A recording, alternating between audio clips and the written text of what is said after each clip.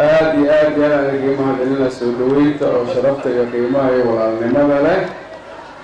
inta dhammaantiinna waa in salaama ugu horeeyo gudoomiye Sheekh Aadan Maxamed Nuur iyo dhammaan xisbiyada xubnaha ka jooga nin kasta oo boosishiisa aan ku salaamayo culmaadiinka iyo odayaasha dhaqanka iyo xildhibaanada iyo senatarada iyo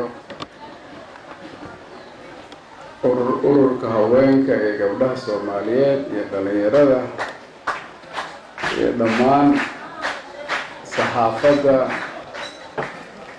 ciidamada iyo amniga suga. Ilaahay baa amniga sugay runtii aad iyo aad aan kaga mahadcelinaa soo dhaweynta walaalnimada leh, sharafta leh, gaar ahaan taageerayaasha xisbiyada dhammaantooda oo markaa ku bahoobay xisbiga madasha qaran ku bahoobay. runtii aad iyo aad aan ugu mahadcelinaa sida soo dhaweynta leh, walaalnimada leh, sida lai soo dhaweeyey. runtii waqtigiina qaaliga ahaa iyo xaaladda lagu jiro maanta aada runtii nagu qiimayseen inaad nagu soo dhaweysaan walaal jiro. aad iyo aad u mahadsantihiin dhammaantiina. asalaamu calaykum. salaan kadib mahad ilaahay baa iskale, ilaahaan u mahadcelinaynaa.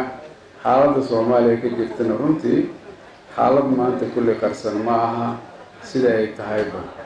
haddii aan gadaal u noqonana runtii aad iyo aada Soomaaliya xaalado badan ay soo martay. xaaladda maanta lagu jirana kolba waa loo jeedaa. waxaan aaminsanahay haddii haddana aan hore loo socdo waan loo gudbi doonaa dhibaatooyinka jiro. intii isbedeloo soo dhacay alxamdulilah, ilaah amriga inoo gaarsiiyey waa joognay. waxaana la isku bedelaya maalin walbo si nabada. haddana waxaan rajaynaynaa in kala guurka hadda socdo si nabada uu ku dhammaado biidn illahi alkariim. ninka ilaahay wax ugu daray oo ilaahay calafkiisa ka dhigana ama kuwa hadda jooga ha noqdaan ama kuwa kaloo imaanaya ha noqdaan inay si nabada ay kula wareegaan dowladnimada. maandeed oo subna la helo oo ummadda Soomaaliyeed ay ku qanacsan tahay. ummadda Soomaaliyeed isjiijiidii waa kasoo dheragtay. waqtiyada dambe dimuqraadiya qaadatay. runtii dadku in afar sanaba mar ay doorasho dhacdo dadku waana ku qanaceen. runtii taas waxa hadda laiskula joogo lagu dhaqmaantaas way. marka waxaan rajaynaynaa 4 sano waa dhowdahay markay dhammaato inay doorasho dhacdo ee dadka Soomaaliyeed ee raalli iskaga wada yihiin, isku wada ogol yihiin, wada ogol ah. ma dhicin waayadan runtii inkastoo Soomaaliya dhibaato wax badan laga sheego. Soomaaliya ma dhicin waayadii hadda u dambeysay doorasho dhacday oo wixii ka soo baxay la isku khilaafo oo la yiraahdo saan ahayd. marka waxyaalaha lagu guuleystaynayd runtii doorashada mar hadday dhacdo sidii u dhacdaa dadka oo dhan ku qanacsanaayeen. taasna waxa keenaysay doorasho wada ogol ay ahayd. ninka markaas kursiga joogo iyo kuwa banaanka ka imaanayo oo doorashadaas danaynayo isku fursad ay ahaayeen. saasayna dadku ku qancayeen. haddana waxaan maanta rajaynaynaa aan dowladda hadda joogto aan ka codsanaynaa ama aan ka filaynaa inay mid dadka oo dhan fursadooda isku mid ay tahay. doorasho dadka oo dhan ay fursadooda isku mid ay tahay.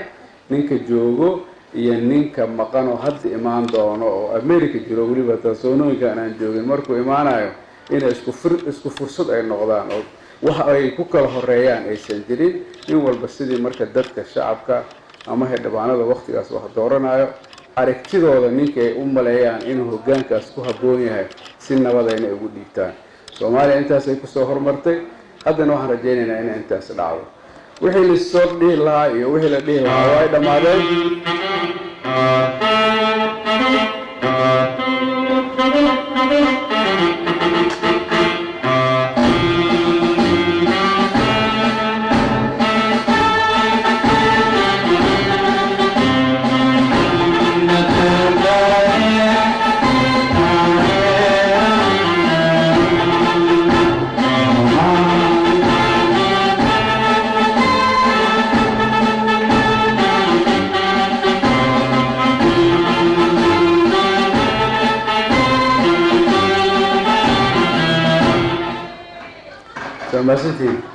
marka runtii waqti kulul waaye waan ogahay saakana waa la kalahay. runtii aad iyo aad aan kaga mahadcelinayaa guddiga qabanqaabadana si aad aan ugu mahadcelinaa.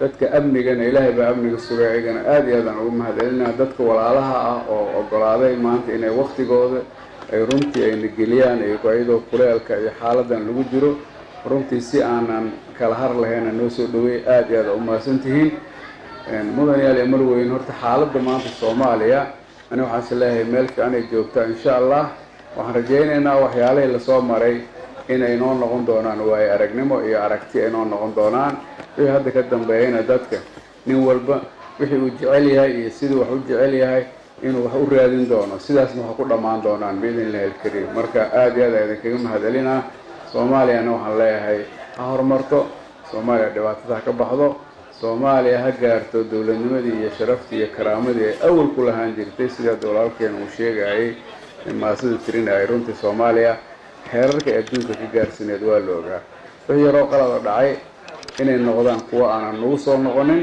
dadka Soomaaliyeed dawladnimadooda iyo sharaftoodan waxaan Ilaahay ugu baryaa inay meeshii hore ay joogtay iyo meel ka sii fiican ay sii gaarto waxaana isleeyahay jidkaas la hayaa wixii hadda ka dambeeyo biidnillahi alkariim annaga haddii aan nahay xisbiyada qaran oo ku bahoobay madasha qaran ujeedkanaga mar walba waxaan rabnaa inuu sharciga sareeyo mar walba inuu qofka Soomaaliga xuquuqdiisa iyo sharaftiisa uu helo mar walba in dawladnimadu aysan noqonin ninka markaas joogo inuu dadka mid uu dadkaasi ku dhibaateeyo dadka dawladnimada waxa la rabaa ninka sharciga markaas hayo oo dawladnimada asiga laga rabaa inuu sharciga asiga ka cabsado sharciga asiga qabto markaasna si dadka kale ay sharciga ugu daydaan marka aad iyo aad ayaan kaga mahadcelinaynaa waxaan rajaynaynaa inay Soomaaliya sharafteeda iyo dawladnimadeeda ay hesho waxaan rajaynaynaa kala guurka in si nabad ah lagu kala guuro ama kuwa dadweynaha soo noqdaan ama kuwa kala yimaadaan in si nabad ah lagu kala guuro oo maandeed oo sug oo ummadda Soomaaliyeed ay haddana waqtigeeda ku sugto in la helo marka aad iyo aad u mahadsantihiin. Assalaamu calaykum warahmatullahi wabarakaatuh.